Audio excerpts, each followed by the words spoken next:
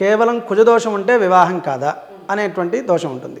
అసలు కుజదోషాల్లో ఎన్ని రకాల దోషాలు ఉన్నాయి అనేది మనం చూసుకోవాలి. కుజదోషం అంటే కేవలం లగ్నంలో ఉంటేనే కుజదోషమా? కాదు.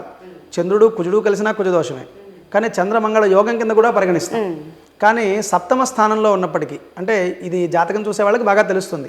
సహజంగా పెళ్లి కాలేదు అంటే ముందుగా కుజుడు చూస్తాం, రాహుకేతువులు చూస్తాం, శుక్రుని కూడా పరిగణలోకి తీసుకుంటాం. ఏ రాశిలో పుట్టినా సప్తమాధిపతిని మనం తీసుకుంటాం.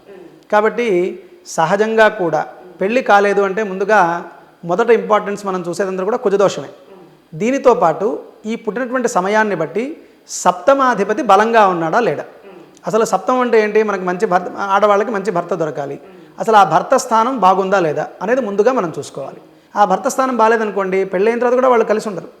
సహజంగా ఇప్పుడు మనం ఏం చేస్తున్నాం, 36కి కనీసం 18 పంతులను గెలవమని చెప్పారు. పాతకాలంలో ఒక 24 గెలవాలనేవాళ్ళు.